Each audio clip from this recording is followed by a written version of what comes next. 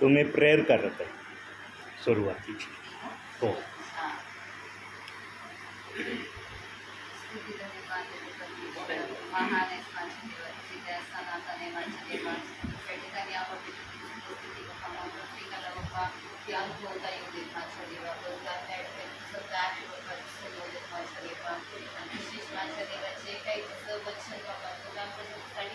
स्वर्गीय मानना आहे माझ्या देवा बाबा, तो आमच्यासाठी तू देवाचा देव आहे बाबा. ते वचन बाबा समजण्यासाठी ज्ञान बुद्धी तुझ्याकडे मी मागतो माझ्या देवा. विशेष माझ्या देवा जे काही बाबा अस्त्रामध्ये जे काही वचन सांगणार आहेत माझ्या देवा, त्याच्या बाबा थोडं जे विकल्प तू दावा घे माझ्या देवा बाबा. ते बाबा मुख त्यांचं असू दे बाबा, शब्द मात्र तुझे असू दे परमेश्वराला बाबा. त्यांच्या द्वारे आम्हा सर्वांच्या द्वारे तुझी महिमा तुझं गौरव तुझं माझ्या देवा बाबा. खरंच ती प्रार्थना आहे तुझ्या नावाला घेतली वाढ प्रार्थना आमच्या आमेन. प्रियांनो, ही आपली संगती जे काही तुम्ही आता अनुभवत आहात, ही संगती देवबाप्पाने रात्रीच ठरवली होती. म्हणजे हा जो प्लॅन आपण सध्या पाहतोत ना, ही घटिका आपण पाहतोत ना, याचं चित्रीकरण पवित्र आत्मेने रात्रीच करून ठेवलं होतं. पवित्र आत्मेला दिसलं होतं की या समयामध्ये किती प्रियजन या ठिकाणी प्रार्थनेला असणार आहे. कारण आमचा प्रभू, आम्ही म्हणतो ना, मन आणि अंतःकरण ओळखणार आहे, तर त्याला पुढं जे होणाऱ्या घटना आहेत त्या अगोदरच दिसतात. आता तुमच्या परिवारातले काही प्रियजन सध्या आहेत का कामावर? बरोबर आहेत ना. देवबाप्पाला रात्री दिसलं होतं. देवबाप्पाने रात्री जेव्हा पाहिलं ना, पिक्चर ओपन केलं, पवित्र आत्मा पण पिक्चर ओपन करतो आपला. असं समजू नका की आम्ही इथं हे करतो तर वर काय होत नाही. वरती तर प्रत्येक ठिकाणाचं प्लॅनिंगचं चित्रीकरण चाललं आहे. आज माझा दास या ठिकाणी प्रेयरला येणार आहे. किती प्रियजन उपस्थित राहणार आहेत याचं चित्रीकरण प्रभूला अगोदरच दिसलं होतं. आणि त्या चित्रीकरणामध्ये देवबाप्पांनी पाहिलं की यांचे 2 मुलं प्रार्थनेला नसणार आहेत. आणि सध्या आहेत का? ते नाही आहे ना. हे पवित्र आत्म्याने ठरवलं होतं. प्रियांनो, पवित्र आत्मा या समयामध्ये इतक्या बारीक सारीक गोष्टी का सांगत आहे माहीत आहे? कारण पवित्र आत्म्याच्या मनामध्ये इतका खजिना आहे ना, पवित्र आत्म्याला कधीच कळत नाही की कोणता खजिना मी माझ्या दासाच्या मुखातून ओपन करू आणि सांगू. पण जे योग्य असतं ते पवित्र आत्मा सांगितल्याशिवाय राहत नाही. प्रियांनो, ख्रिस्ती जीवनामध्ये एक गोष्ट ध्यानात ठेवा, आमचं जीवन नेहमी देवाच्या इच्छेवर असलं पाहिजे. ध्यान देऊन ऐका शब्द काय ऐकत आहात तुम्ही. आमचं जीवन ख्रिस्ताच्या इच्छेवर असलं पाहिजे.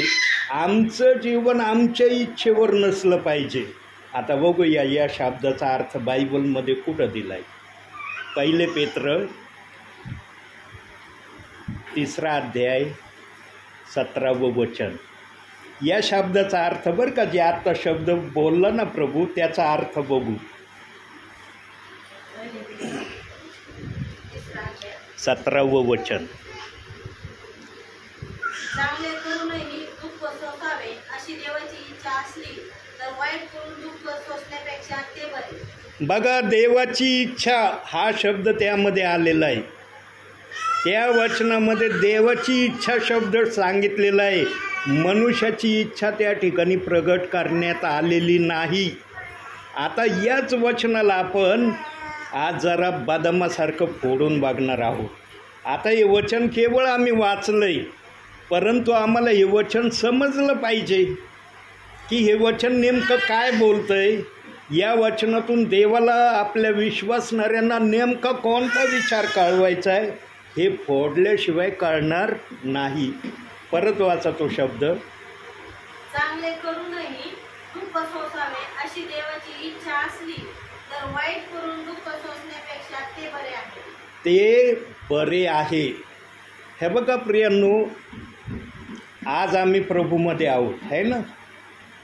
सगळेजण प्रभूमध्ये आहोत ना? सगळे परिवार एक लेवलमध्ये आहेत का? आता सध्या पवित्र आत्मा कुठं आलाय उतरून? या ठिकाणी आलाय ना उतरून. आता तुमच्या घरामध्ये जे काही आहे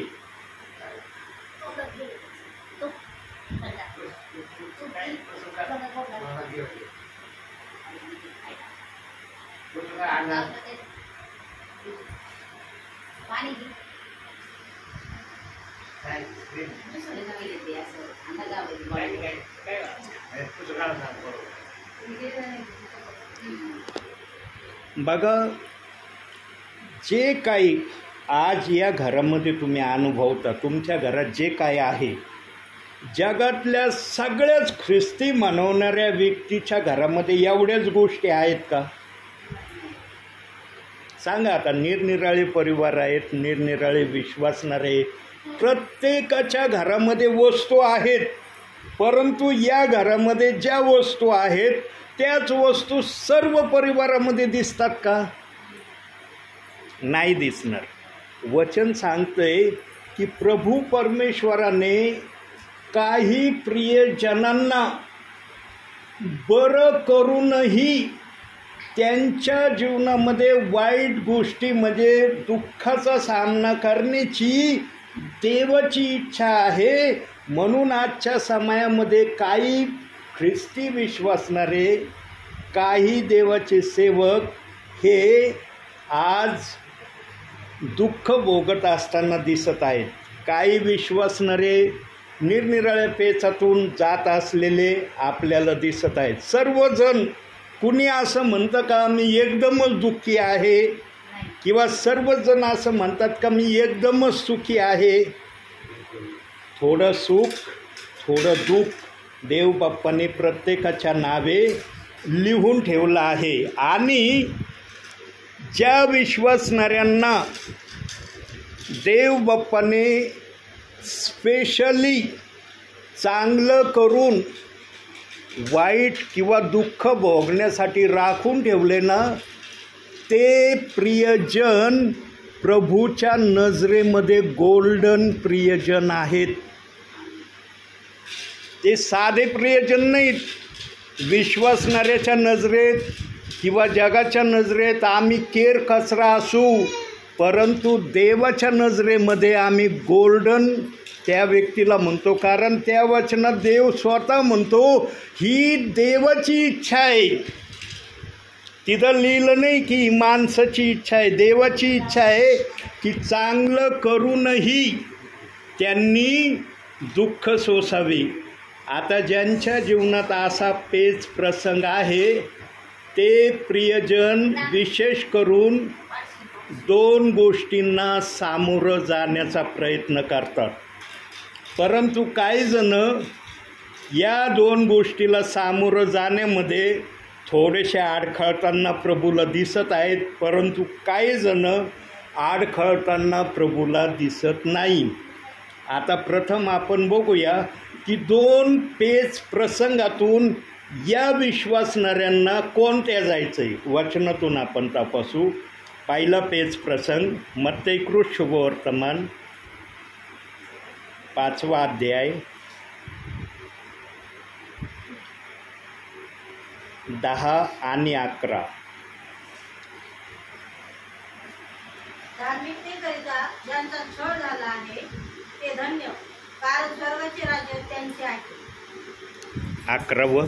जेव्हा माझ्यामुळे लोक तुमची निंदा व छळ करतील आणि तुम्हा विरुद्ध सर्व प्रकारचे वाईट लाबाडीने बोलतील, तेव्हा तुम्ही धन्य. बघा, दोन्हीही वचनामध्ये देव बाप्पाने धन्य हा शब्द वापरलेला आहे. आता आणखी एक पहिला हा पेच प्रसंग आहे, दुसरा पेच प्रसंग बघूया. पहिले पेत्र 4 अध्याय 14 वचन. पहिले पेत्र 4 अध्याय 14 वचन.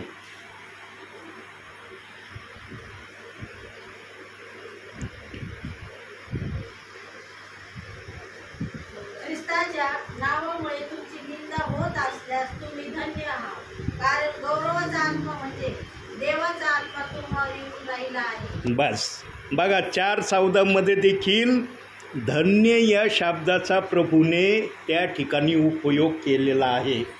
म्हणजे प्रियांनो, हे जे दोन गोष्टी दाखवण्यात आल्यात वचनातून, या गोष्टीला जे कुणी सहन करण्याचा प्रयत्न करतो ते प्रियजन देवाच्या इच्छेप्रमाणे आपल्या भावी जीवनामध्ये ख्रिस्तामध्ये चालत आहेत. म्हणून वचनात सांगितलं, चांगले करूनही जर तुम्हाला दुःख सोसावे लागते तर ही देवाची इच्छा आहे. प्रियांनो, ख्रिस्ती म्हणवणाऱ्या विश्वासणाऱ्यांना देव बाप्पाने विभिन्न कारणामध्ये गुंफून ठेवलेलं आहे. पण हे कसं गुंफून ठेवलेलं आहे कोणाला देव बाप्पाने, हे पवित्र आत्म्याशिवाय कोणाला सांगता येणार नाही. परंतु आज बुद्धीच्या प्रेरणेने काही जण या गोष्टीला सांगण्याचा प्रयत्न करत आहेत. परंतु जे कोणी बुद्धीच्या प्रेरणेने हे सांगण्याचा प्रयत्न करतील त्यांचा प्रयत्न तेवढा देवबाप यशस्वी होऊ देणार नाही जेवढं बुद्धीने सांगणाऱ्याची इच्छा आहे. म्हणून नेहमी आम्ही पौलाला आपल्या जीवनासमोर ठेवत आहोत आणि पौलाने आम्हाला बोध आणि इशारा काय दिलाय, मी बुद्धीचा संदेश देईन, मी आत्म्याचा संदेश देईन. प्रियांनो, आत्म्याचा संदेश असला ना, आत्म्यालाच उतरून यावं लागतं आणि सांगावं लागतं. आता बघा, पवित्र आत्म्याने एक शब्द वापरला आहे की हर विश्वासणाऱ्याला प्रभूने गुंफून ठेवलेला आहे. माळीप्रमाणे एका याच्यातच त्याला ठेवलेला आहे, पण वेगवेगळ्या कारणासाठी ठेवलेला आहे. आता बघा, एखादा परिवार जर खूप दुःखामध्ये असला तर सहज माणसाच्या डोक्यामध्ये विचार येतो, अरे बापरे, प्रभू मध्ये येते, किती वर्षापासून आम्ही यांना पाहतो, नुसते दुःखामध्येच आहेत, यांच्या परिवारात काय बदलच व्हायना, यांच्या परिवारात काय ते दिसेनाच जे प्रभूने द्यायचं ठरवलंय. प्रियांनो, देव बाप्पाने प्रत्येक परिवाराला, प्रत्येक विश्वासणाऱ्याला आपल्या इच्छेप्रमाणे तो चालेल तेव्हा त्याला आपल्या राज्यात घेतलंय. आणि जो कुणी या इच्छेप्रमाणे चालण्यासाठी तयार होणार नाही त्याला जगातच देवबाप्पांनी पाठवलेलं नाही. आता बघा, जगात पाठवलं नाही याचं उदाहरण आपण बायबलमधून बघू. जो पण विषय येईल त्याचा पुरावा आपण बायबलमधून तपासू की जे तुम्ही ऐकत आहात ते बायबलमध्ये दिलेलं आहे का. जर मी जे बोलत आहे पवित्र आत्म्याच्या प्रेरणेने ते जर बायबलमध्ये दिसलं तर समजून घ्यायचं पवित्र आत्मा सत्य बोलत आहे. आणि जर मी काय बोलत आहे आणि ते बायबलमध्ये दिसत नाही तर समजून घ्यायचं की मी बुद्धीने सांगत आहे. किती सोपं आहे बुद्धीचा संदेश आणि आत्म्याचा संदेश ओळखण्याची पद्धत. आता पुरावा बघू. लोककृत शुभवर्तमान 10 अध्याय 24 वचन. 24 वचन, 10 अध्याय 24 वचन.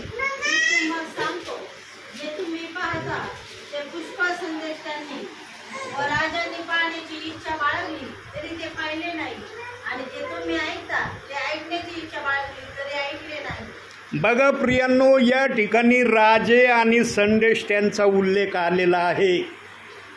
ह्या राजांनी आणि संदेश त्यांनी फक्त एक मिस्टेक केली. एक मिस्टेकीमुळं त्यांना जगात देव बाप्पांनी पाठवलं नाही. केवळ एक मिस्टेक.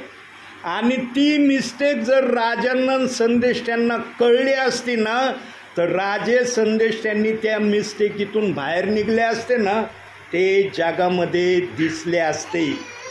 परंतु एका मिस्टेकीमुळं त्यांना जगामध्ये येता आलं नाही. काय मिस्टेक होती त्यांची? त्यांनी प्रभू परमेश्वराकडे प्रार्थना केली, चांगलं काम केलं.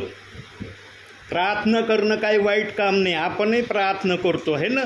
आपलं मन आपल्याला म्हणतं का, अरे मी प्रार्थना करतो, फार वाईट काम करतोय देवाविरुद्ध, म्हणतं आपलं मन आपल्याला, आपला आत्मा आपल्याला साक्षी देतो, तू प्रार्थना करतो, सर्वात वाईट काम करतो, हे नाही करायला पाहिजे तू, म्हणतं आम्हाला आमचं मन नाही म्हणत ना. तसं राजांच्या आणि संदेश त्यांच्या प्रार्थनेला देखील देव बाप्पाने प्रार्थना वाईट म्हटलं नाही. परंतु त्यांनी प्रार्थनेमध्ये जो विषय ठेवला तो विषय देव बाप्पाला मान्य नव्हता. प्रार्थना मान्य होती, पण त्या प्रार्थनेत जो विषय आला तो विषय प्रभूला आवडला नाही. आणि काय विषय त्यांनी प्रार्थनेत ठेवला की आम्हाला या ठिकाणी म्हणजे स्वर्गामध्ये राजेन संदेष्टे हा बहुमान आहे. इथं आम्ही राजेन संदेष्टे या नावाने ओळखले जात आहोत. आम्हाला पृथ्वीवर पाठव आणि पृथ्वीवर पण आमची ओळख हीच असली पाहिजे. या शब्दाला देव बाप्पाला मान्यता देता आली नाही. त्यांनी जर या शब्दाऐवजी असं जर वाक्य वापरलं असतं ना, प्रभू आम्हाला पृथ्वीवर पाठवून तुझं गौरव करण्याची एक संधी दे, तर निश्चित ते पृथ्वीवर आले असते. पण त्यांनी काय मागणी केली प्रभूकड, आम्हाला इथं जो बहुमान दिला जात आहे राजाचा संदेश त्याचा, तोच बहुमान आम्हाला पृथ्वीवर पण मिळावा, म्हणून आम्हाला पृथ्वीवर पाठव. आणि प्रभूने त्यांचा हा शब्द नाकारला, म्हणून त्यांना पृथ्वीवर येता आलं नाही असं वचन सांगत आहे. प्रियांनो, वचन वाचणे आणि वचन समजणे या दोन गोष्टी मी नेहमी सांगतो. वाचायला महत्त्व नाही, तितकं समजायला महत्त्व आहे. पण वाचलं नाही तर समजणार नाही. वाचलं तर काही समजणार ना. तुम्ही काय वाचलंच नाही तर देव म्हणशील काय तुम्हाला समजावून सांगू मी, तुम्ही काय वाचन केलं. म्हणून वाचणं पण तितकंच गरजेचं आहे जितकं समजणं आहे.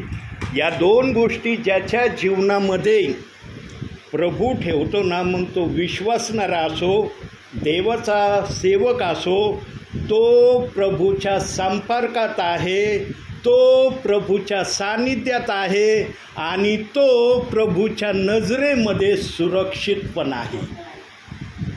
परंतु जो कोणी अशा अनुषंगाने प्रभूमध्ये नाही, त्यांना प्रभूंनी निराश पण केलेलं नाही. त्यांना या प्रक्रियेत येण्याची या समयामध्ये संधी आहे. आणि ही संधी मिळावी म्हणून देवाचा आत्मा आज या ठिकाणी माझ्याद्वारे उतरून आला आहे.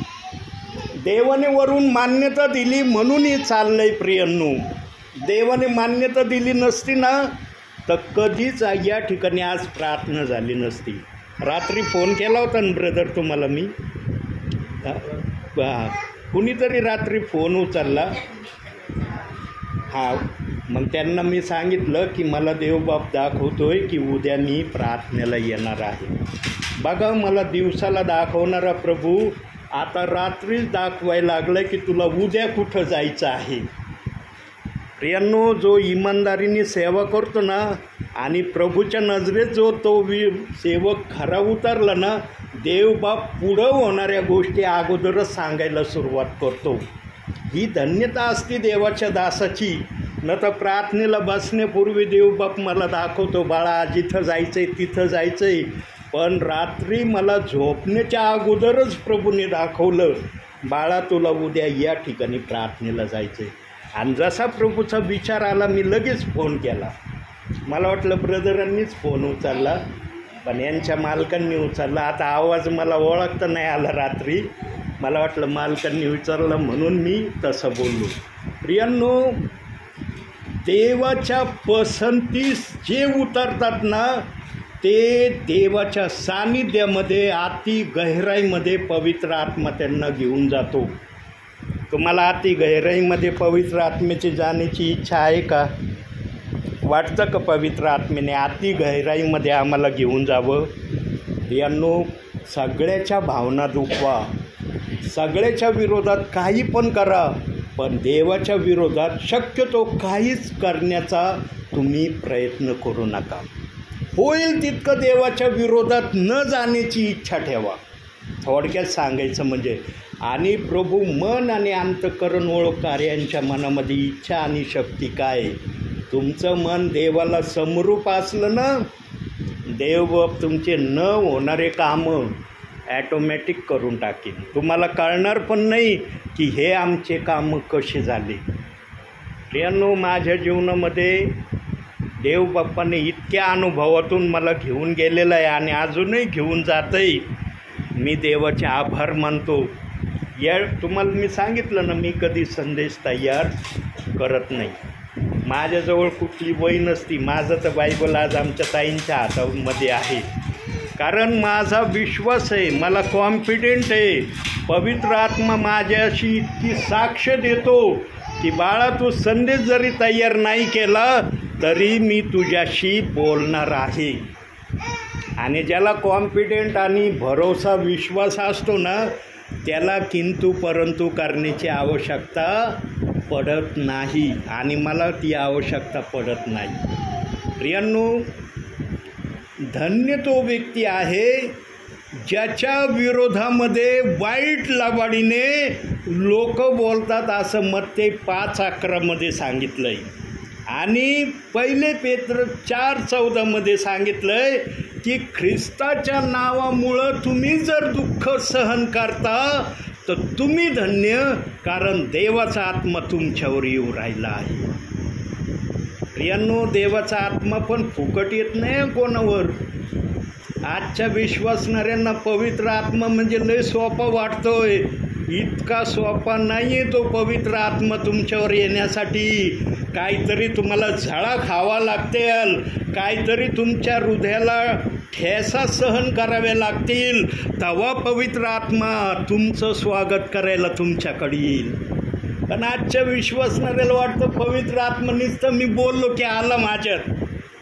असा पवित्र आत्मा असता तर या जगामध्ये ख्रिस्ती मानवणारा एकही व्यक्ती दुःखामध्ये दिसला नसता.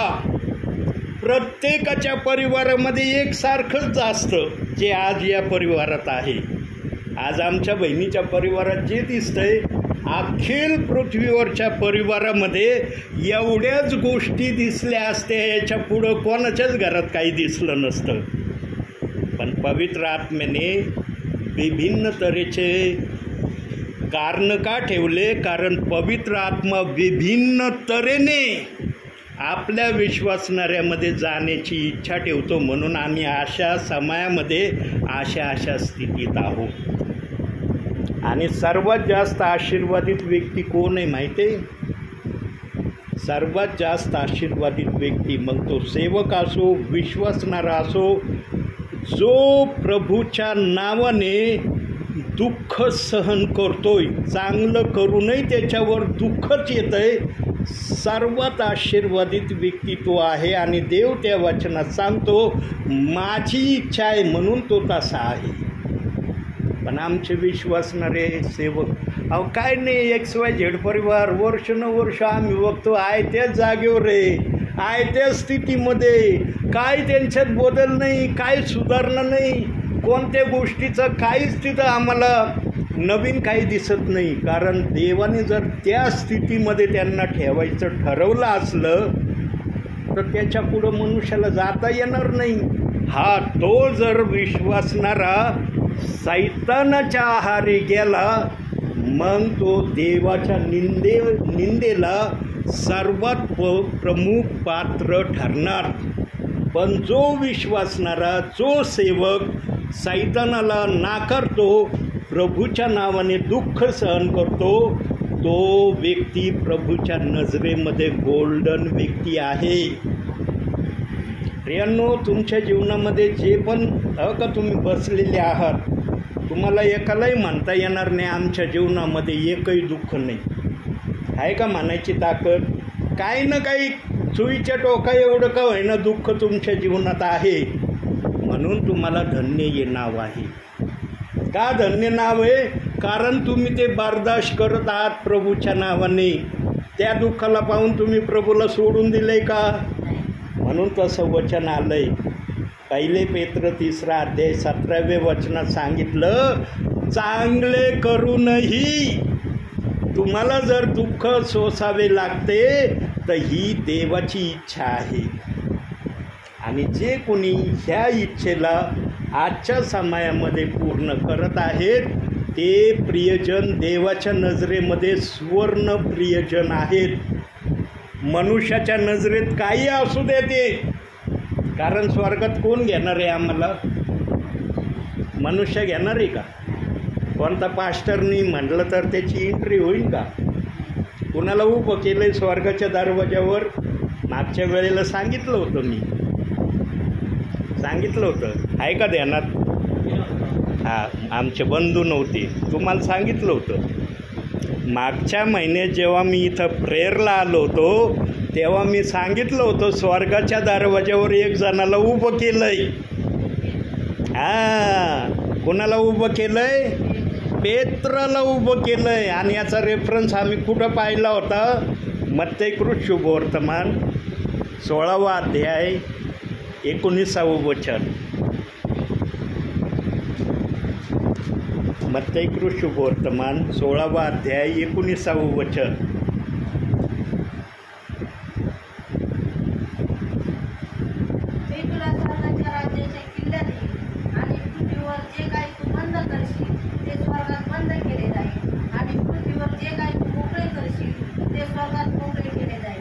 सर्वात पहिलं विश्वासणाऱ्याला स्वर्गात एंट्री करण्या अगोदर पेत्राला भेटावा लागणार आहे. पेत्राला भेटल्याशिवाय स्वर्गात जाता येणार नाही. पण आजच्या समयामध्ये काही देवाचे सेवक, काही विश्वासणारे पेत्राला देव म्हणून मानितात. पेत्राचं आम्ही काहीच ऐकणार नाही अशा अनुषंगाने चाललेत. आणखी काय काय त्यांच्या डोक्यामध्ये पेत्राविषयी विचार आहेत, त्या विचाराने जे कोणी आज या पृथ्वीवर चालले आहेत त्यांना एक संधी देव बाप्पाने दिली आहे की पेत्राला मी स्वर्गाच्या राज्याच्या किल्ल्या दिल्या ना, तर पेत्राने जो निरोप पेंटिकॉस्टच्या दिवशी सांगितलाय त्या निरोपावर विश्वास ठेवा आणि त्याप्रमाणे स्वतःला तयार करण्यासाठी माझ्याकडे प्रार्थना करा. परंतु पेत्राच्या मुखातून एक शब्द निघलाय की प्रभू येशू ख्रिस्ताच्या नावाने बाप्तिस्मा घ्या. या शब्दामुळं काही सेवक, काही विश्वासणारे पेत्राला इतक्या खालच्या पातळीला पाठवण्याचा ते प्रयत्न करतात, पण पेत्र तेवढ्या खालच्या पातळीला मुळीच जाणार नाही. ज्याला स्वर्गाच्या राज्याच्या किल्ल्या दिल्या प्रियांनो, त्याला आम्ही किती खाली ढकलण्याचा प्रयत्न केला जाईल का तो? म्हणून जो पण विश्वासणारा स्वर्गात एंट्री करण्याची इच्छा ठेवील ना, पहिलं पेत्राला भेटावं लागणार आहे. आणि पेत्र विचारीन, पृथ्वीवर असताना मी जो निरोप सांगितला होता पेंटिकॉस्टच्या दिवशी, तो ऐकला तू? त्याप्रमाणे केलं? जो विश्वासणारा म्हणून हो मी केलं, त्याप्रमाणे वागलो. पण लगेच पेत्र त्याला म्हणून जा आतमध्ये. पण जो कुणी मग सेवक असो, विश्वासणारा असो, तो जर पेत्राला म्हटला पेंटिकॉस्टच्या दिवशी जो निरोप तू सांगितला होता हजारो लोकांना, तो निरोप मी प्रभू येईपर्यंत मानित नव्हतो, मग पेत्र म्हणत थांबा तुम्ही बाहेर जरासं, तुम्हाला आत सोडता येणार नाही. प्रभू येईल, प्रभू मला जो आदेश देईल त्याप्रमाणे तुमचं मी करीन. प्रियांनो, कंपनीचं उदाहरण दिलं होतं. कंपनीच्या गेटवर सिक्युरिटी असतो. कशाला ठेवतात सिक्युरिटी? कारण येणाऱ्या जाणाऱ्यांची तपासणी व्हावी म्हणून सिक्युरिटी गार्ड गेटवर असतो. आतमध्ये असतो का कंपनीच्या आतमध्ये सिक्युरिटी गार्ड? का आतमध्ये ठेवत नाही? गेटावरच का ठेवतात? कारण कोणता व्यक्ती ओळखीचा आहे, कोणता व्यक्ती ओळखीचा नाही हे सिक्युरिटीला जरी माहीत नसलं, पण कंपनीचे जे डायरेक्टर असतात, मालक असतात, त्यांना तर माहीत असतं ना की हे व्यक्ती कोण आहे, काय आहे. सिक्युरिटीला जर वाटलं हा माझ्या परिचयाचा नाही, माझ्या संपर्कातला नाही, लगेच ते साहेबांना फोन करतात. असे साहेब आले, त्यांना आत सोडू का? नाव सांगितलं, साहेबांचे जर ओळखीचे असले लगेच सिक्युरिटीला ते म्हणतात सोडा त्यांना आत. मग सिक्युरिटी सोडतो. जगामध्ये जर असे सिक्युरिटीचा नियम आहे तर मग स्वर्गाच्या दरवाज्यावर ज्या पेत्राला प्रभूंनी उभं केलं आहे त्याला पण काही आदेश देऊनच उभं केलं आहे ना, का असाच उभं राहिलं आहे पेत्र स्वर्गाच्या दरवाज्यावर? प्रियांनो, बायबलचे वचनं वाचल्यावर थोडंसं मननासाठी बसत जा. 2 मिनटं का होईना देवाच्या आत्म्याकडून त्या वचनाचं मनन समजून घेण्याचा प्रयत्न करा. तुम्ही इच्छा दाखवा, प्रभू तुमची इच्छा पूर्ण करेल. पण आजचे काही विश्वास न रे, काही देवाचे दास फक्त वाचन करतात. बस, मी एवढ्या वेळेस बायबल वाचलं आहे, मी तेवढ्या वेळेस बायबल वाचलं. चांगली गोष्ट आहे प्रियांनो, बायबल वाचणं काय वाईट नाही, पण तुम्हाला बायबल किती समजलं वाचत असताना हे जास्त महत्त्वाचं आहे. तुम्हाला जर काही समजलंच नाही बायबल, तुम्ही हजारो वेळेस वाचत आहे बायबल, काय तुमच्यासाठी फायदा ठेवणार आहे? तुम्हाला कळलं पाहिजे. म्हणून मी सांगितलं ना, माझ्या भावी जीवनात मी 2 वेळेस पूर्ण बायबल वाचलं आहे आणि तिसऱ्यांदा अर्ध घेतलं आहे. 119 स्तोत्रापर्यंत येऊन थांबलो आहे. आत्तापर्यंत तिथं थांबलो आहे, त्याच्या पुढं काय मी अजून गेलोच नाही. मला इच्छाच होईना त्याच्या पुढं जायची, का होईना देवाला माहिती. पण 2.5 वेळेस मी माझ्या भावी जीवनामध्ये बायबल वाचलं आहे आणि मला अनुभव दिला आहे पवित्र आत्म्याने की तुला 30% बायबल समजलेलं आहे. म्हणून हातात माझ्या बायबल असो अथवा नसो, मी लगेच संदेश सांगतो आणि संदेश तयारही करत नाही. विशेषतः ये की मी संदेश तयार करत नाही. संदेश तयार करणारा मी पण पास्टर होतो. मी नाही म्हणत की मी संदेश तयार करत नव्हतो, परंतु जेव्हा मी शिष्यांच्या जीवनाचा अभ्यास केला आणि अभ्यास करत असताना मला एक गोष्ट शिष्यांची खूप आवडली आणि मी ती गोष्ट प्रभूसमोर ठेवली. म्हणलं, प्रभू, शिष्य अनपढ होते, निरक्षर होते, ते संदेश तयार करत नव्हते, पण ते जेव्हा पण उभे राहायचे तुझ्या नावाने इतकं पॉवरफुल संदेश द्यायचे की त्या संदेशाला ऐकून हजारो लोक तुझ्या राज्यात येत होते. त्यांना संदेश द्यायसाठी तुझा पवित्र आत्मा सहाय्यक होता. आमच्यासाठी तो सहाय्यक आत्मा आहे का? हे जेव्हा मी देवाला विचारलं तेव्हा माझीच बुद्धी मला म्हणाली, अरे तू तर संदेश तयार करत बसतोस, वयांच्या वयामध्ये लिहून ठेवतोस, काय देवाकडे प्रश्न करतोस? शिष्य कोणत्या वयामध्ये लिहून ठेवीत नव्हती, तू तर लिहून ठेवतोस आणि वरून देवाला विचारतोस की पवित्र आत्मा आमच्याबरोबर का बोलत नाही? हे लिहिणं तुझं पवित्र आत्म्याचं आहे ना. आणि मग मी निर्णय घेतला प्रभूच्या सानिध्यात, शिष्य संदेश तयार करत नव्हते, मी पण संदेश तयार करणार नाही. आणि ज्या दिवसापासून मी ठराव केला आहे प्रियांनो, त्या ठरवलेल्या दिवसापासून आज इथं उभा आहे त्या वेळेपर्यंत मी संदेश तयार केलेला नाही. जवळपास नाही काही तर 8 महिने झाले असतील मी संदेश तयार करणं सोडून दिलं आहे. हे बघा, मनुष्य जे करतो ना तेच बोलतो. हे 8 महिने मी अंदाजे सांगितलेत, कदाचित 9 पण असू शकतात, पण 8च धरून मी चालतो. कारण मला कॉन्फिडेंट आहे की मी कोणत्या दिवसापासून संदेश तयार करण्याचं थांबवलेलं आहे आणि त्या दिवसापासून आज इथं उभा आहे तोपर्यंत कुठं अडखळलेलं दिसलोय मी बोलताना, कुठं गडबडलेलं दिसलोय, अरे मला बोलायचं एक होतं भलतंच बोलून गेलो मी, निघलं असं वाक्य.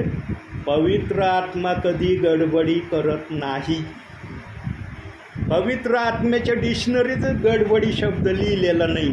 तो जे पण बोलतो ना पूर्ण खात्रीचं बोलतो. म्हणून मी पण पूर्ण खात्रीचे शब्द तुम्हाला बायबलमधून आणि विचारामधून दाखवित आहे. प्रियांनो, आमचे इस्रायली लोक जे होऊन गेले जुन्या करारामध्ये, एवढा देव त्यांच्या संपर्कात होता, एवढा देव त्यांच्याबरोबर राहण्याची अपेक्षा करायचा, परंतु इस्रायली लोकांनी जिवंत देवाला कधी ओळखलंच नाही. कसं ओळखलं नाही बघा. आता प्रभू कोणत्या भाषेत त्या लोकांविषयी बोलतोय वचनातून, आपण वचनातून बघू. आता उत्पत्तीचं पुस्तक, निर्गमाचं पुस्तक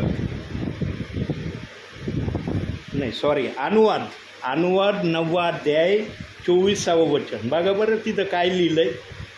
अनुवाद 9वा अध्याय 24वे वचन.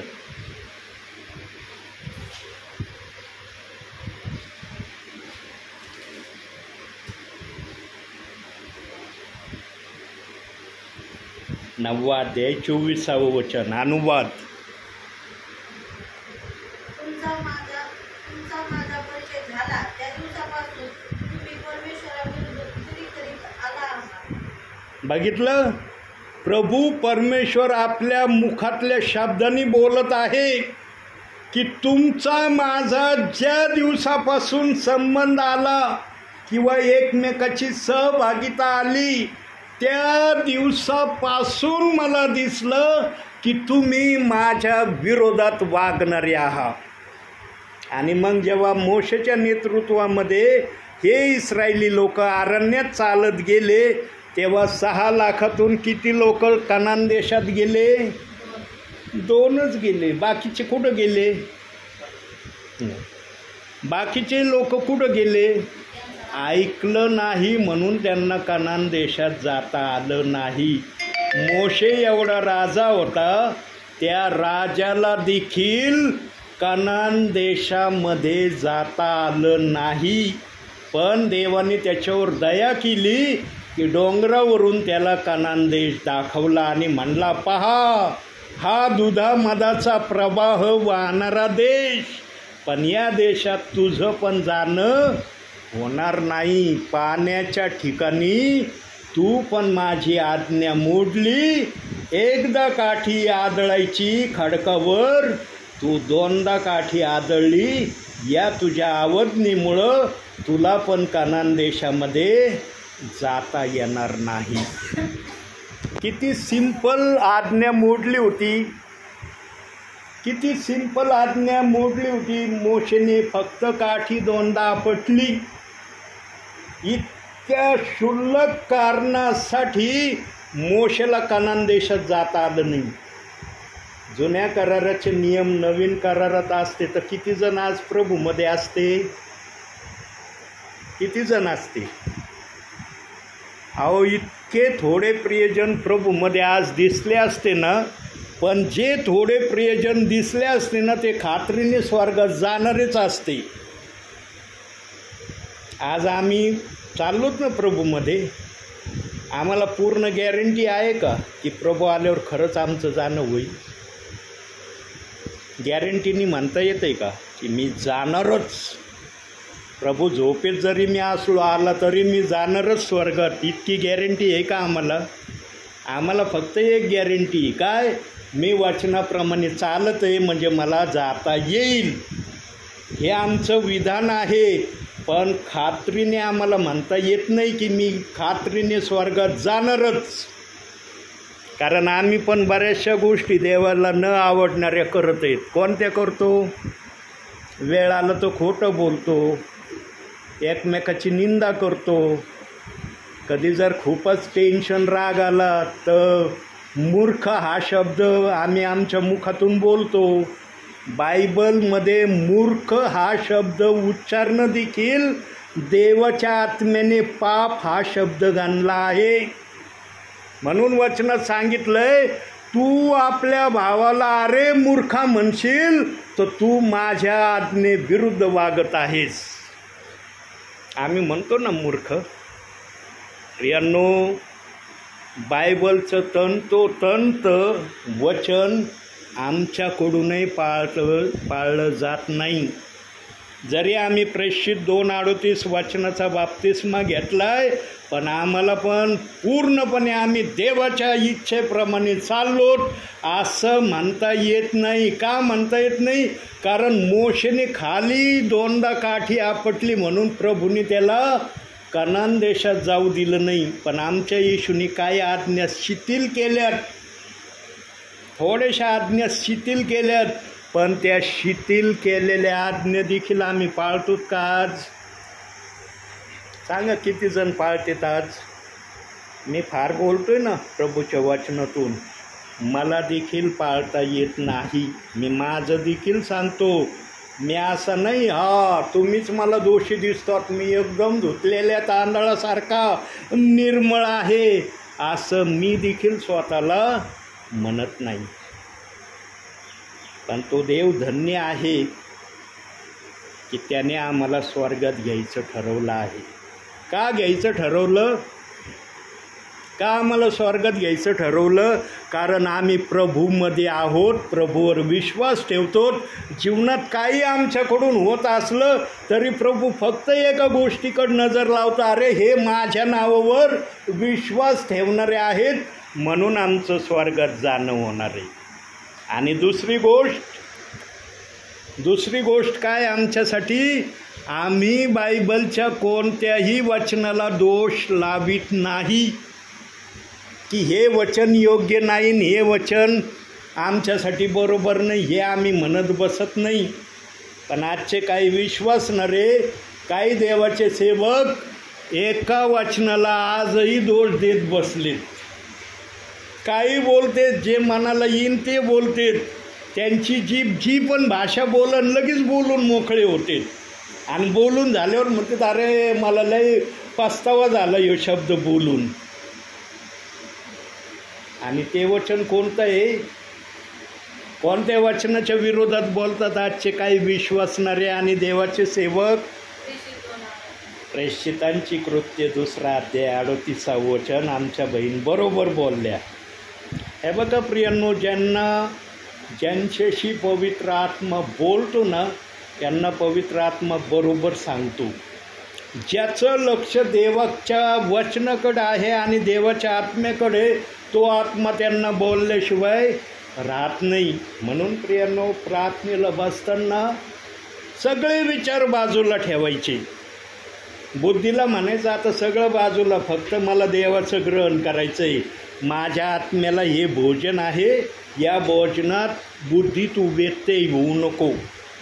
विचार आला की समजायचं बुद्धीने तुमच्या डोक्यात विचाराची साखळी सुरू केली. आणि विचार आल्यावर मग वचन समजत नाही आम्हाला कधी कधी. ज्यांना समजतं ना ते म्हणतात मला आजचं वचन खूप समजलं बरं का. का म्हणतात? कारण त्यांनी पूर्ण ध्यान देऊन ते ऐकलेलं असतं. पण आमची बुद्धी पण कधी कधी आम्हाला देवाचं वचन पूर्ण न ऐकू देण्याचा आडखळण बनती. निरनिराळे विचार येतात प्रियांनो. आता ते विचार जर सांगायला लागले ना तर किती काही वेळ जाईल. आणि असंख्य विचार आमची बुद्धी एका सेकंदात करायला सुरुवात करते. म्हणून असं म्हणतात की एका सेकंदात मनुष्य 1000 विचार करू शकतो एका सेकंदात. बघा मनुष्याच्या बुद्धीमध्ये किती तीव्रता आहे. मग तो विचार कुठलाही असू शकतो, पण तो विचार केल्याशिवाय राहत नाही.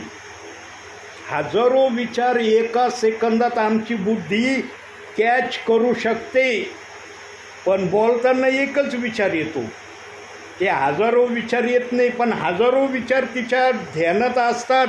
पण एका विचाराला घेऊन ती माणसाचं मन भटकवायला सुरुवात करते. आणि ही प्रक्रिया विशेष करून संदेश चालू असताना होते. मग झोपण्याच्या त्या प्रक्रियेची सुरुवात कुठून होती? काही जणांना झोपा येतात संदेश चालू असताना, येते ना काही जणांना झोपा. इथून त्या गोष्टीची प्रक्रिया सुरू होती. झोप आम्हाला बुद्धी आम्हाला झोपेत फाडते म्हणून झोप येते. देवाचा आत्मा कधीच आम्हाला झोप येऊ देत नाही बरं का.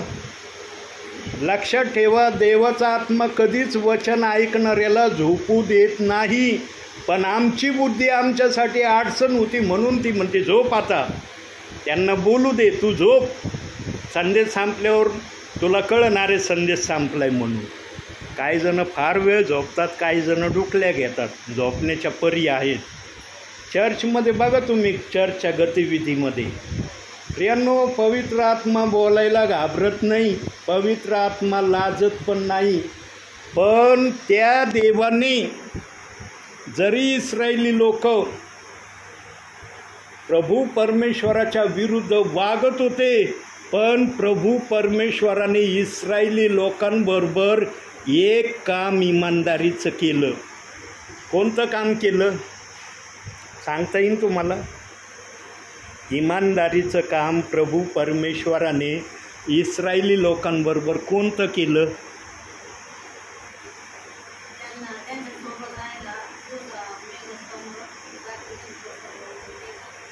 ठीक आहे, अर्ध उत्तर आमच्या ताईचं बरोबर आहे. अर्ध राहिलं आहे. अर्ध बरोबर आहे, अर्ध राहिलं आहे.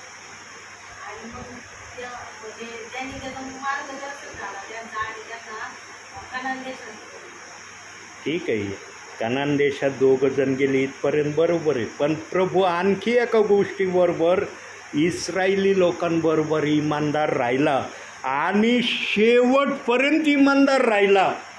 असं नाही की 1-2 दिवसासाठी राहिला आणि मग परमेश्वराने सोडून दिला तो विचार. कोणती?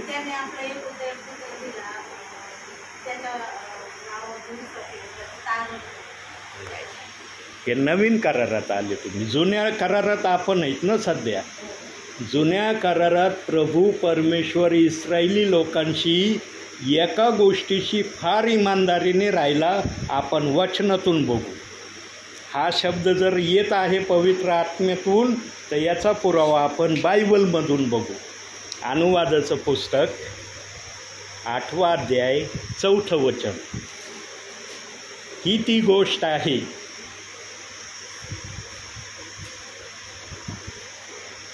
ही 40 वर्ष तुझी वस्त्रे जीर्ण झाली नाही, तुझे पाय सुजले नाही. बघा, त्यांच्या पायातलं पायतान जीर्ण झालं नाही, त्यांचे कपडे झिजले नाही आणि त्यांच्या पायाला सूज आली नाही. अरण्यातून जंगलातून चालत असताना आज आम्ही 30 किलोमीटर जर पायी चाललं तर आमची काय हालत होईल? आमचे पाय लगेच सुचतात का नाही? पण प्रभू परमेश्वराचं वचन त्या ठिकाणी सांगत आहे की या इस्रायली लोकांचे 3 गोष्टी झाल्या नाही त्यांच्या शरीरावर. पहिलं, त्यांचं पायतान झिजलं नाही, त्यांचे कपडे जीर्ण झाले नाही आणि त्यांच्या पायाला सूज आली नाही. ही इमानदारी परमेश्वराने इस्रायली लोकांना दाखवली, पण इस्रायली लोक हे समजू शकले नाही. का समजू शकले नाही? कारण ते प्रभू परमेश्वराच्या संपर्कात राहायलाच मागत नव्हते.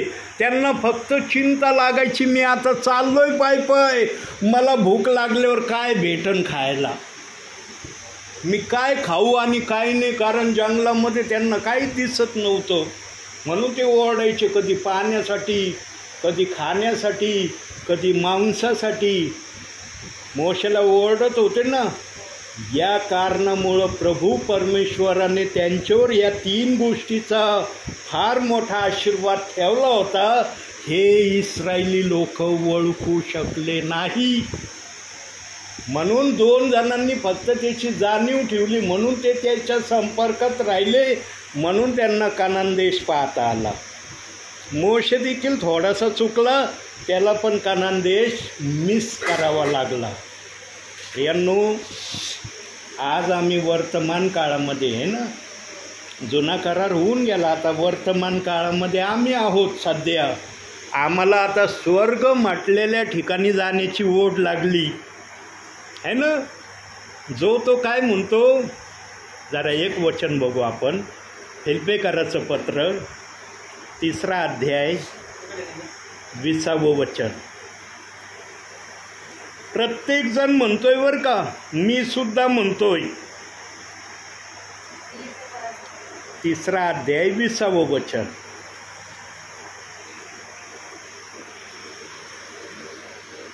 इफिस कराच्या नंतर गलती झाल्यावर इफिस झाल्यावर फिलिप्पी 20 वचन.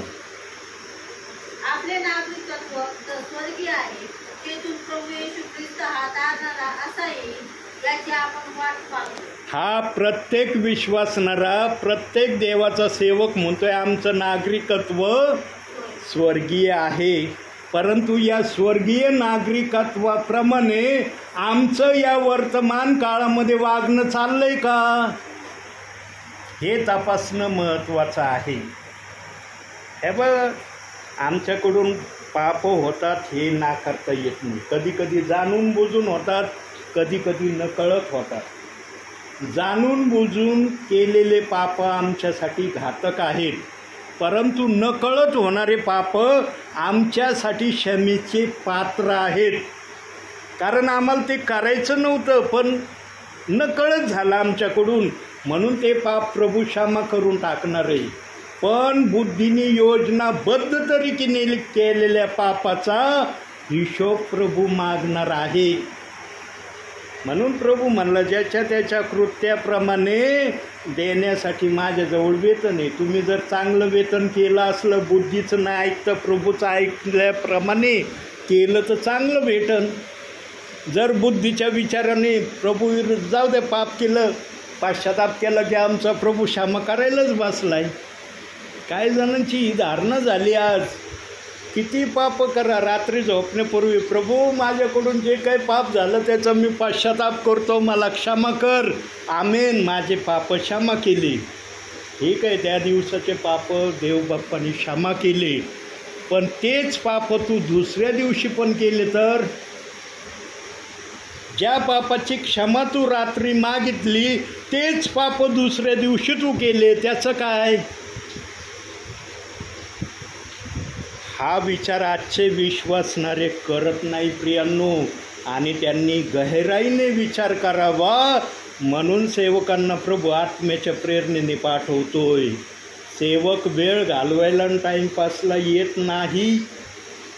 तुमच्याकडून पाप होतात ते देवबाप्पाला माहीत आहे, मी पण पाप करतो देवबाप्पाला माहीत आहे. असं नाही की मी पाप करत नाही, पण माझ्याकडून जे पाप झालंय ते पाप मी परत करू नये. त्या पापाला करण्यासाठी 10 वेळेस मी विचार कर, अरे हे केलं होतं पाप, परत कशाला करू. आत्मा लगेच म्हणन, अरे हे केलं होतं, आता काय करायची गरज आहे. त्यावेळेस बुद्धीच्या प्रेरणेनं नाही तर प्रभूच्या प्रेरणेने केलं ना, आम्ही निश्चित ते पाप करणार नाही. पण प्रभूचं न ऐकता आम्ही बुद्धीच्या प्रेरणेने केलं ना, बुद्धी लगेच म्हणे, अरे काय नाही, पाप केलं, क्षमा मागितली, पश्चाताप केला, क्षमा होईल. यांनो, आज अशा विचाराने, अशा अनुषंगाने अनेक प्रभूचे विश्वासणारे देवाचे सेवक चाललेले आहेत. म्हणून आजचं वचन आलं. देव बाप्पाला आपल्या समयातच दिसलं होतं की माझ्या राज्यामध्ये जे लोक येणार आहेत ते कसे वागणार आहेत. म्हणून देवानी पण ठरवलं की काही जणांना चांगलं करूनही त्यांना मी दुःख देणार, ही माझी इच्छा राहील. म्हणून आजचं वचन तसं आलं. प्रियांनो, देवबाप जे पण सांगतो ना, आमच्या आत्मिक भावी जीवनाला उन्नती मिळावं म्हणून सांगतो. आमच्या आत्मिक जीवनाला घटती मिळावी याच्यासाठी देवाचं वचन कधीच येत नाही. पवित्र आत्मा जे पण बोलतो ना, मनुष्याला आशीर्वाद मिळेल हे बोलतो, पण ते आम्ही कसं घेतो, कसं उतरवण्याचा प्रयत्न करतो हे प्रभू स्वर्गातून आमच्याकडे पाहत राहतो. आता तुम्हाला कसं वागायचं आहे आजचा मेसेज ऐकून हे तुम्ही ठरवा. सध्या तुम्हाला ठरवण्याची आवश्यकता आहे ना. आलाय का पूर्ण या एरियात प्रभू? त्या एरियातले सर्वजण आहेत का या ठिकाणी प्रार्थनेला? का नाही? कारण देवबाप तुमची भेट घ्यायला आलं म्हणून तुम्हाला सांगितलं जातं आहे. ज्यांची भेट घेत नाही ते चाललेत आपल्या मनाने जे काही त्यांना करायचं करू राहिलेत या समयाला. म्हणून प्रियांनो, शेवटी एवढं सांगतो आणि आता मी थांबतो या ठिकाणी. भावी जीवनामध्ये मी नेहमी हे पवित्र आत्म्याच्या प्रेरणेने वाक्य बोलतो. प्रियांनो, तुम्हाला वाटत असेल की हे दास वारंवार हे वाक्य वापरतात, सांगतात, पण देवाचा फार मोठा मर्म आहे या वाक्यामध्ये. भावी जीवनामध्ये सर्वांच्या विरोधात चाला, सर्वांच्या विरोधात वागा, देव बाप्पाच्या विरोधात कधी वागू नका. देव बाप्पाला जे आवडत नाही ते करण्याचा प्रयत्न करू नका. एवढी एकच इच्छा तुम्ही देव बाप्पाची पूर्ण करण्याचं ठरवलं ना प्रियांनो, तुमचं भावी जीवन देवबाप आपल्या स्वर्गामध्ये तुमच्या नावे कसं लिहिन ना ते तुम्हाला तिथं गेल्यावर कळेल. पण अगोदर तसं वागून दाखवण्याची इथं आम्हाला संधी आहे आणि त्या संधीचे तुम्ही खरेखुरे पात्र बनावे. म्हणून या दासाला प्रभू म्हणला, बाळा आज तुला औरंगाबादला जायचं आहे, तिथं गेल्यावर मी बोलन काय बोलायचं ते. ऐकतात ना तुम्ही काय बोलू राहिलो मी? दिसते का वही? दिसते का बायबल हातात? कुठून येते ते शब्द? कुठून येतं हा विचार? पवित्र आत्मा बोलतोय ना. पण काही जण म्हणतात नाही बुद्धीचं सांगतात. हो, बुद्धीचं आहे ते, पवित्र आत्मेचं थोडी. मग पवित्र आत्मा काय बोलतो? जर हे बुद्धीचं आहे तर पवित्र आत्मा काय बोलतो मग संदेशातून? यांनो, कधीच देवाच्या संदेशाला निंदू नये. म्हणून प्रभूने वचन दिलंय, संदेशाचा धिक्कार करू नका. न्याय करायला प्रभू बसलेला आहे. प्रत्येकाचं काम अग्नीसमोर ठेवलं जाईल. ज्याचं काम जळल त्याला तोटा, ज्याचं जळणार नाही त्याला फायदा. पहिले कोरिन्थीकराच्या 3 अध्यायाच्या 13 ते 15व्या वचनात प्रभूंनी सांगून ठेवलंय. पण आम्हाला वचनाचा विसर पडतो म्हणून आम्ही आमच्या मनासारखा संदेश नसला की लगेच आम्ही त्या संदेशाला काही बोलायला सुरुवात करतो. आणि या कारणामुळं देवाची एक इच्छा आज चर्चमध्ये पूर्ण होत नाही. बघा आता कोणत्या कारणावरून पवित्र आत्मा आपली इच्छा चर्चमध्ये कोणती पूर्ण होत नाही ते दाखवित आहे. आणि त्याचा पुरावा आपण बायबलमधून बघू, तोंडी वागण्याऐवजी. पहिले कोरिन्थीकराचं पत्र 14वा अध्याय, पहिले कोरिन्थीकराचं पत्र 14वा अध्याय 22वं वचन बघा बरं.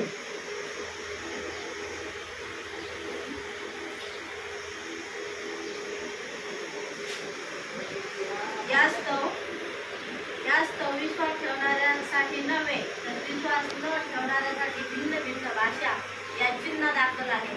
संदेश हा विश्वास न ठेवणाऱ्यासाठी नव्हे तर विश्वास ठेवणाऱ्यासाठी आहे. पुढं खाली वाचा.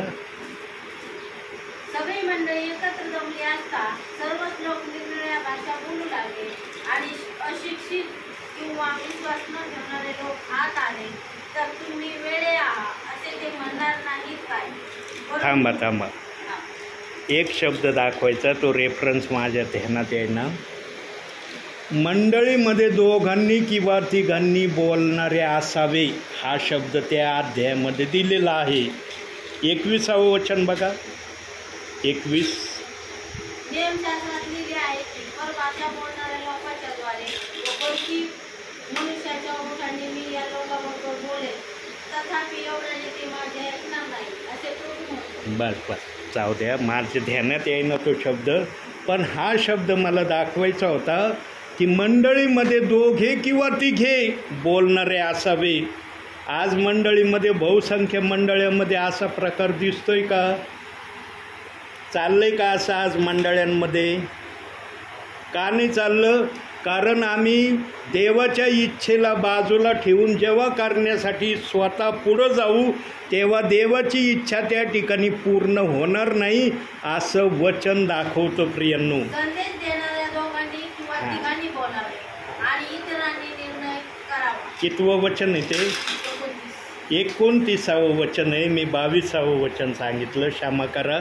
कारण कधी कधी हे बघा, मी मागील काही दिवसापासून सांगू राहिलो आहे आणि माझ्या संदेशामध्ये ते रेकॉर्ड शब्द आहे की मी 5 वचनं पाठ करायचं ठरवलं एका दिवसाला. किती वचनं? 5 वचनं. आणि ते पण निरनिराळे वचनं घेतो. असं नाही सिरियलली एकच वचन घ्यायचं एका अध्यायातून. कोणते पण पुस्तकातलं कोणतं पण वचन देवबाप जे दाखवील, माझ्या बॅगमध्ये वही आहे आणि त्या वहीमध्ये निरनिराळे वचन आहे. प्रार्थनेनंतर तुम्हाला दाखवतो. कारण देवबाप मला अधिक मी वचनामध्ये सक्षम व्हावं. आता प्रेषितांना वाचता येत नव्हतं आहे ना. आता कुणी जर म्हणन हो प्रेषित काय वचन वाचित होते का? तुम्ही वाचता. त्या काळामध्ये ते अशिक्षित होते. मी अशिक्षित आहे का? मला म्हणता येईल का मी अशिक्षित आहे, निरक्षर आहे, अनफड आहे? मला म्हणता येईल का? मला जर वाचता येतं तर मी वाचणार आहे. म्हणून पवित्र आत्मा मला 5 वचनं पाठ करण्याची संधी देतो. आणि संदेशामध्ये काही वचनं जे मी पाठ केलेत त्या वचनालाच मी रिपिटेशन करतो. प्रियांनो, तयारी करणारे आम्ही प्रियजन असलं पाहिजे. म्हणून बायबल तुम्ही कितींदा पण वाचलं, कितींदा पण हाताळलं तुम्ही, ते तुमच्यासाठी प्रत्येक वेळेला नवीन बनतं. जे तुम्ही पहिल्यांदा वाचलं तेच तुम्हाला दुसऱ्यांदा बायबल शिकवणार नाही. बायबल त्याच्या पुढचं तुम्हाला पुढच्या वाचनात शिकविल. अशा प्रकारे आम्ही बायबल वाचत गेलो ना, प्रत्येक वेळेला बायबल आमच्यासाठी नवीन बनतं असं जाणकार प्रियजनांचं म्हणणं आहे. आणि या वाक्याला मी अनुभवायसाठी काही गोष्टी करण्याची तयारी प्रभूच्या प्रेरणेने करत आहे. प्रियांनो, आम्ही तयारी करणं महत्त्वाचं आहे. आता जरुरी नाही मी वचनं पाठ करतो तर तुम्ही वचनच पाठ करा. तुम्हाला पवित्र आत्मा वेगळ्या प्रकारे काही शिकविल, वेगळा मार्ग दाखविल. पण महत्त्वाचं एकच आहे की पवित्र आत्मा तुमच्याशी बोलतोय का, हे महत्त्वाचं राहील. मग तो जे सांगन त्याप्रमाणे करा. आता मला प्रभूंनी वचनं पाठ करायला लावले, मी पाठ करण्याचा प्रयत्न करतोय. पण या समयात माझी बुद्धी तेवढी चंचल राहिली नाही जेवढी बुद्धी मागील वर्षात होती. कारण उत्तर वयाचा मी झालो, त्यामुळं बुद्धीची स्मरणशक्ती पण कमी कमी होत चाललेली आहे. म्हणून तो रेफरन्स दाखवताना माझी चूक मला दिसली. 29वं वचन दाखवायचं तर मी 22वं वचन दाखवलं. बघा, पवित्र आत्म्याने माझी चूक प्रगट केली. पवित्र आत्म्याने दाखवलं माझा दोष की तुझी बुद्धी कमी कमी होत चालली, म्हणून पाठांतर कर आता. म्हणून मी वचनं पाठ करतोय प्रियांनो. पवित्र आत्मा कधीच रॉंग बोलत नाही. आणि कुठं सेवक जर चुकला ना तर सेवक का चुकला पवित्र आत्मा लगेच दाखवून देतो. न तर कुणी दोष काढीत बसू नये. अरे पहिले कोरिंथी 14 अध्याय 22वं वचन म्हटले ते वचन 29वं निघलं. बघा ना काय सेवक संदेश सांगते. कुठून नाही संदेश? बुद्धीतून येतोय ना. मग पवित्र आत्मा बोलतोय का? असं म्हणू नये. म्हणून तो दोष प्रभूने माझा तुमच्यासमोर प्रगट केला की उतर वयात माझी बुद्धी पण कमी कमी होत चालली, तिची स्मरणशक्ती जरा जरा कमी व्हायला लागली. म्हणून देव मला वचनं पाठ कर, म्हणजे संदेशामध्ये तुला काय अडचण येणार नाही.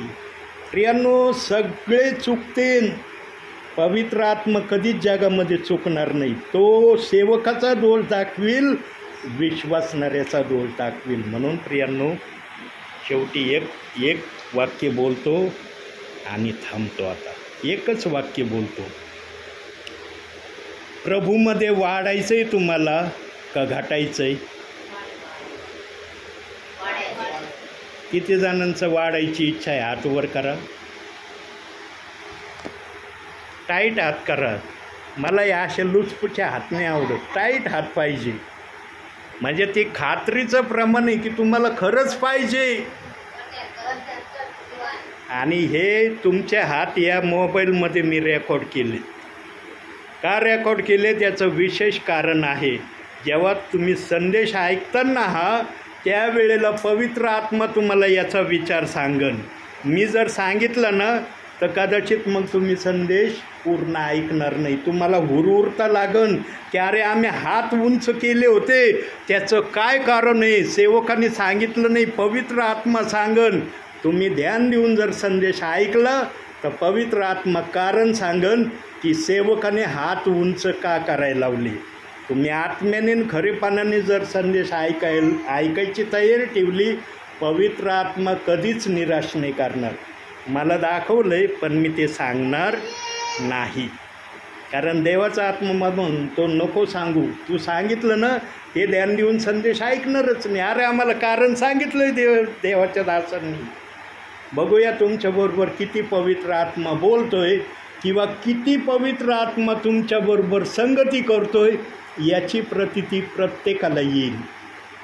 अनुभव घेऊन बघा परमेश्वर किती चांगला आहे म्हणतो ना, हा अनुभव आमच्या जीवनात असावा. म्हणून आजच्या या छोट्याशा संदेशातून देवबाप तुम्हाला आणि मला भरपूर आणि भरपूर आशीर्वाद देव. आमेन.